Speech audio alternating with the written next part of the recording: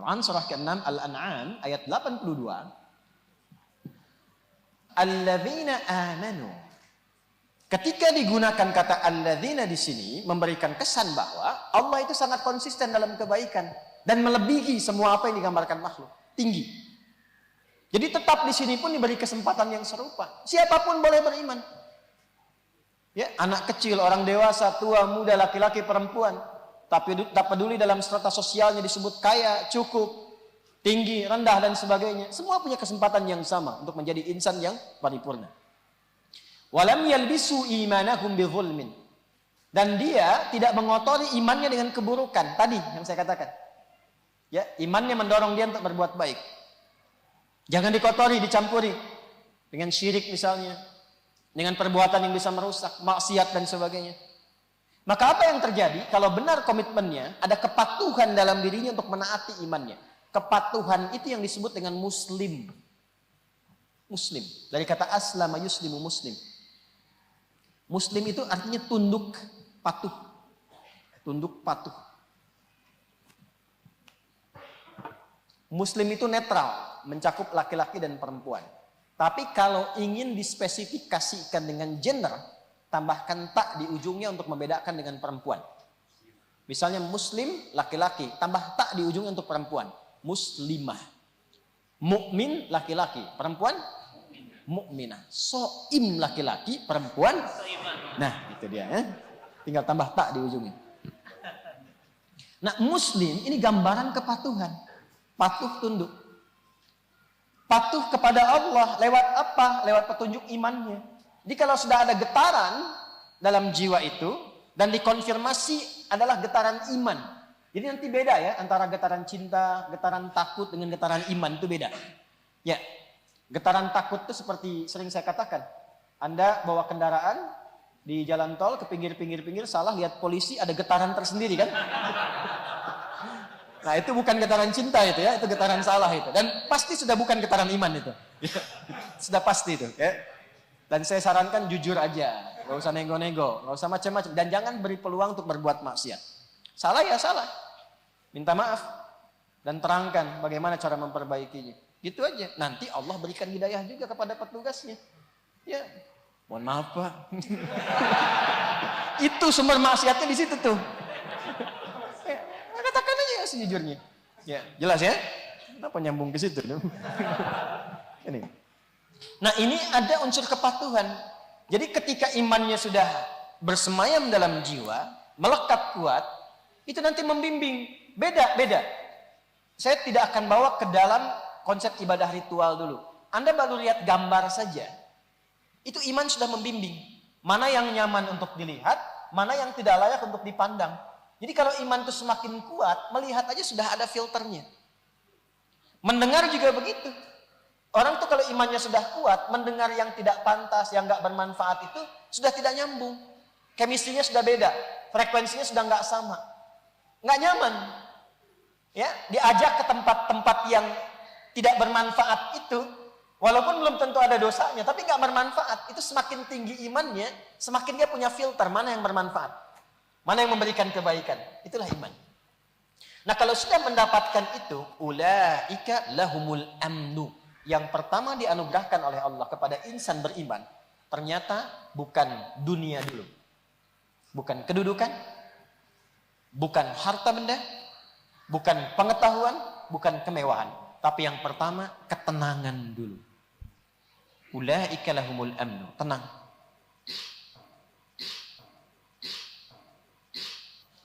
Maka insan beriman itu hidupnya cenderung tenang. Kalau sudah tenang itu ada qanaah. Mampu menerima keadaan, mampu menyesuaikan dengan apa yang Allah anugerahkan. Jadi nggak banyak keluhan. Orang tenang itu nggak banyak mengeluh. Orang tenang itu nggak banyak kecewa. Teman-teman yang baru pulang dari pekerjaan nih, ikut tender, sudah kerja keras dan sebagainya. Ternyata hasilnya diambil orang. Kalau imannya kuat, dia terima dulu itu. Nanti dia berikhtiar. Ikhtiarnya pun ada ketenangan di dalamnya. Pada akhir ujung dia tidak mendapatinya pun Allah berikan petunjuk kepada dirinya bagaimana untuk bersikap. Dan masih tenang. Itu nggak mudah mendapatkan itu. Nggak mudah. Jadi ketenangan itu yang paling pokok, yang paling dasar ini. Baru setelah itu wa hum muhtadun. Diberi petunjuk oleh Allah untuk mendapatkan solusi dari setiap kesulitan yang ia alami. Ini selalu mendapatkan petunjuk. Solusi. Wah, ini kalau sudah begini enak hidup. Ini umum bentuknya. Dan ini nggak nanggung. Semakin kuat imannya, semakin tidak nanggung pemberian Allah. Contoh begini. Hidayah itu jangan diartikan selalu untuk mendapatkan kekuatan untuk masuk Islam. Atau berislam dalam konteks ibadah ritual. Tidak. Jangan dibatasi di situ. Hidayah itu bisa Allah berikan kepada seorang hamba untuk mengelola nikmat yang Allah titipkan kepadanya. Contoh. Kenal Utsman bin Affan? Bagus. Abdurrahman bin Auf? Lantas siapa yang Anda kenal? Maka kenali Utsman bin Affan radhiyallahu taala anhu. Bagaimana tingkat keimanannya kepada Allah, keyakinannya, ketawaduannya. Bahkan Utsman itu malu kalau terfikir berbuat maksiat, malu. Sampai malaikat pun malu ketemu Utsman. Saking solehnya. Di setiap sahabat itu punya kemuliaannya sendiri. Malu. Dan banyak kisahnya yang viral dalam hadis-hadis sahih.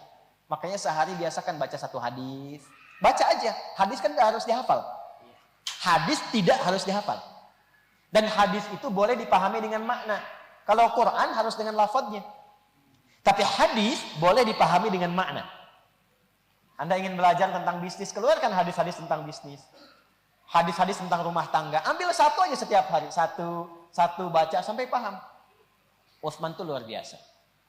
Nah, apa yang ingin saya katakan? Utsman itu tingkat keimanannya sangat kuat. Dekat dengan Allah. Orangnya tenang. Itu mau meninggalnya itu. Sampai datang ke rumahnya kriminal itu yang datang. Dan mengeksekusi sesuai dengan ajalnya. Dan itu baru baca Quran. Dan itu sedang puasa. Sedang puasa. Dan kita sudah mengenal bahwa Utsman di antara orang yang tersukses di zamannya. Bahkan kekayaannya sangat luar biasa. Saya kemarin menunaikan umrah. Itu sudah berdiri hotelnya atas nama Utsman bin Affan. Hotel wakaf Utsman bin Affan. Sampai sekarang masih dirasakan energi kemuliaannya. Hasil dari hartanya itu. Termasuk orang paling kaya yang hidup di zamannya. Paling kaya. Tahukah Anda? Sekaya-kayanya Utsman, termasuk Abdurrahman bin Auf, Tamim Ad-Dari, itu disebutkan oleh Imam An-Nawawi dalam kitabnya At-Tibyan. Fi Adab Hamalatil Quran, masih sempat tahajud. Setiap malamnya masih sempat tahajud sampai khatam Al-Quran. Jangan tanya bagaimana caranya, karena orang soleh itu diberkahi. Bukan hanya dalam hartanya, tapi dalam waktunya. Tahu Ashabul Kahf? Tidurnya kayak sehari kan, padahal sudah 309 tahun kan? Mudah bagi Allah memberikan keberkahan. Jadi ketika seseorang diberikan berkah dalam waktunya, kadang tidur 5 menit tapi deep sleep rasanya seperti 3 jam, 2 jam. Ya, Utsman bin Affan. Apa yang Allah titipkan kepada beliau? Di antaranya harta.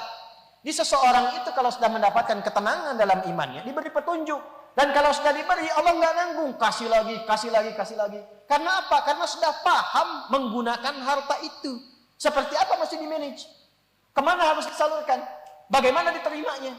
Kalau seorang hamba sudah benar imannya dan merasakan kenikmatan ini, wahum muhtadun, maka passion apapun yang ia pilih selama hidupnya diberikan petunjuk oleh Allah untuk bagaimana mengelolanya supaya baik dunianya dan mulia akhiratnya. Jadi hartanya itu seakan-akan unlimited, gak ada batasnya. Kalau sekarang mungkin gak ada serinya tuh. Tapi beliau tahu kemana harus dikeluarkan. Ada keperluan ini, salurkan. Ada bantuan ini, salurkan. Keperluan ini, salurkan. Even non-muslim butuh sesuatu, bantu. Tapi nggak habis-habis. Sampai sekarang masih ada asetnya. Dan masuk surga juga kan? Halo? Masuk surga kan? Ini sudah kaya, menantu Nabi, iman kuat, kaya banget, kebangetan kayanya. Surga tingkat tinggi. Ada orang bukan menantu Nabi. Jauh dari Nabi, kaya juga enggak, miskin tapi belagu gitu. Baru saya keluar kata-kata itu ya. Dalam konteks perbuatannya, gitu kan? Dalam konteks apa? Perbuatannya sudah nggak ada harta, pengen mabuk, minjem lagi. Nah, itu yang saya maksudkan itu. Jadi untuk maksiat aja masih ngutang. Nggak malu gitu. Nah, itu yang kita bantu, kita doakan. Tunjukkan akhlak yang baik. Bikin status.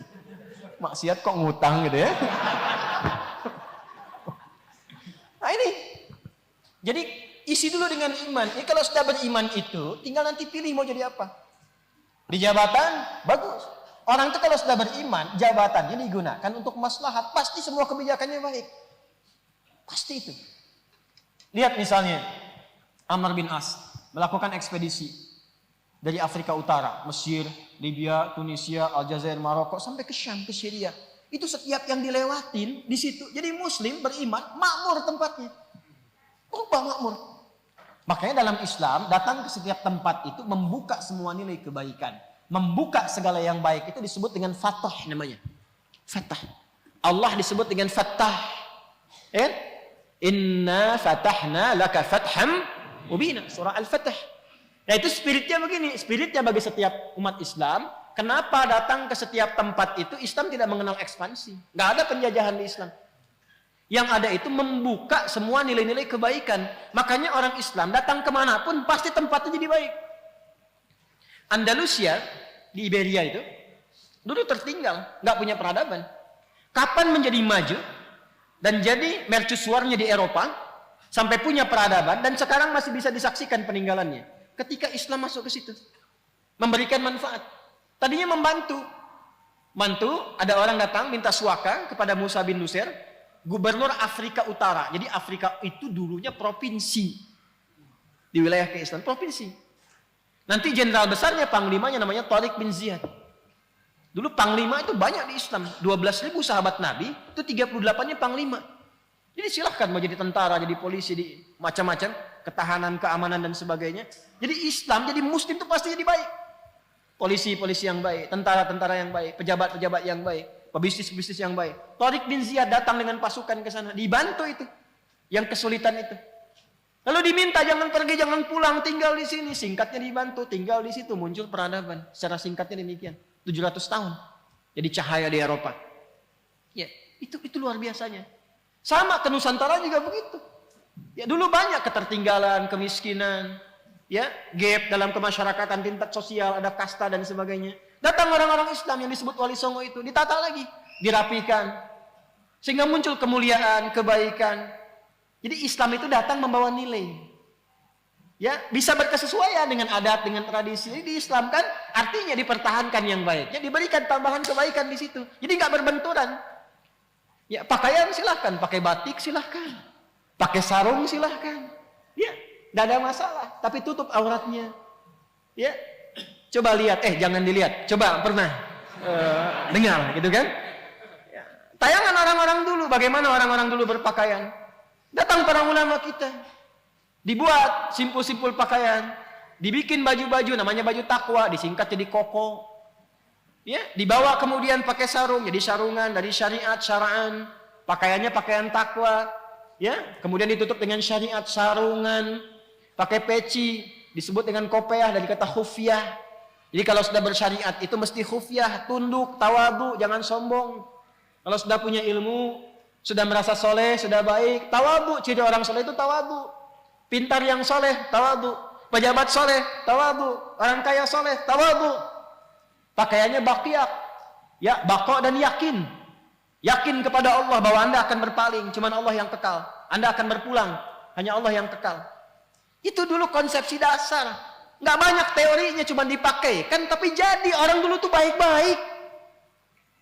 Saya ngelihat generasi ayah saya waktu kecil-kecil itu. Saya kecil, ya lihat tetangga bagaimana. Kita itu masih tahu dan dengar 3-4 bukit, 4 gunung meninggal, kita masih tahu itu. Ya, kita rindu itu masa-masa itu. Rindu. Ya, permainan-permainan yang sederhana, kebahagiaan, tawa, ceria, kemana semua itu? Kok sekarang saling melukai? Ada yang bahkan tega menghilangkan nyawa. Kok orang tua tak terlukiskan bagaimana perilakunya? Kemana itu kemuliaan yang dulu pernah kita dapatkan? Mungkin ini yang kurang tuh ini. Bukan teori-teorinya, bukan kemegahan ilmu dan sebagainya. Boleh jadi iman itu yang kurang dilatih lagi. Ada yang hilang. Ada yang hilang. Kalau orang beriman, pasti dia orang baik. Nah sekarang cek, sudah baik belum? Jangan tunjuk orang. Kalau satu menunjuk begini, 4 itu kembali ke kita. Tunjuk diri kita masing-masing dulu. Ya, kembalikan pada diri kita.